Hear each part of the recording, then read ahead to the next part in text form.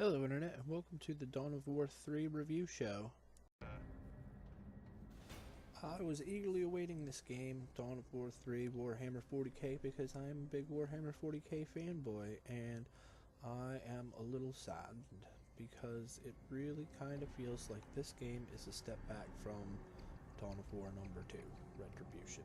First off, they took out loot in the game, and this is a bummer. I felt like the loot system in Dawn of War 2 was what kind of set it apart from other real-time strategy games, and I enjoyed doing the campaign because I like that heart-quickening feeling when you kill somebody and a piece of loot drops, and I like being able to equip my army specifically to the way I like to play.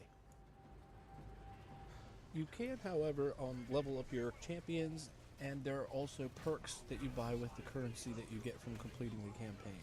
And this is good, I enjoy it, but I also wish that I had loot and different options for my champions.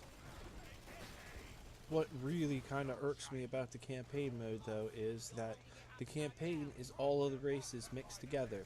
So level 1 will be Space Marines, level 2 will be Orcs, and level 3 will be Eldar. This really kind of cheeses me off. Warhammer 40k is a fandom, and part of that fandom, what you do is you pick which race you like, and then you play as that race. So me, I really like the Eldar, like here.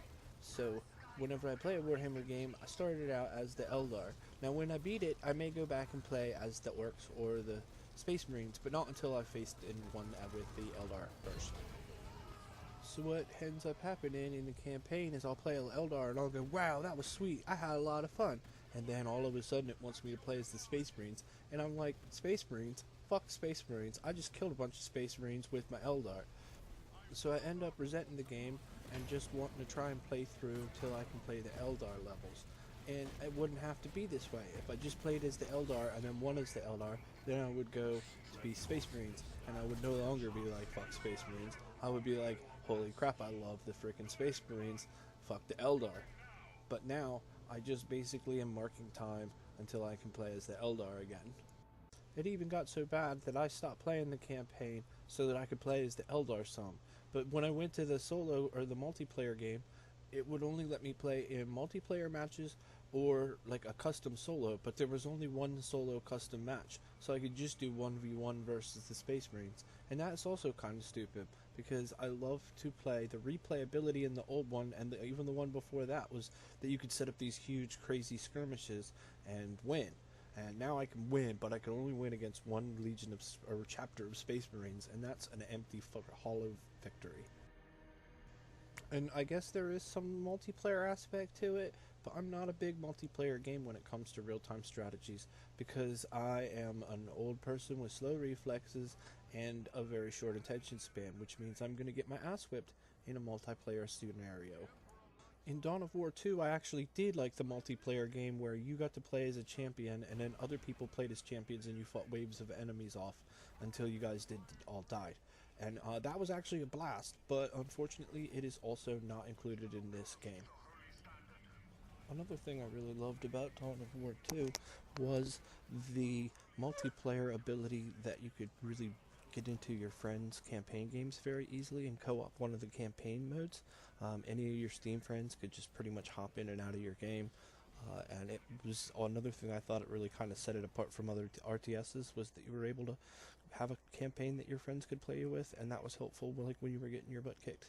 In this scenario where I was fighting the boss, but I have to face the boss alone this time, because it is not in Dawn of War where your friends can just jump on into your campaign, as far as I can tell.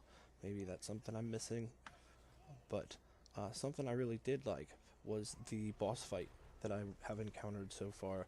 It was a real nice touch. I think this is one of its redeeming features and could have a really good future, is having interesting boss fights like this one. Overall, at its current price point, it's kind of hard to recommend. I got it for 50% off and I'm still not super happy, but if it ever goes on like super sale, or if they add some loot and drop in some friends to play co-op campaign with and separate the people so that they can live in a state of constant war, they would probably do pretty good with this game. It could really do good in the end if they put a little bit of oomph behind her. Okay, the end.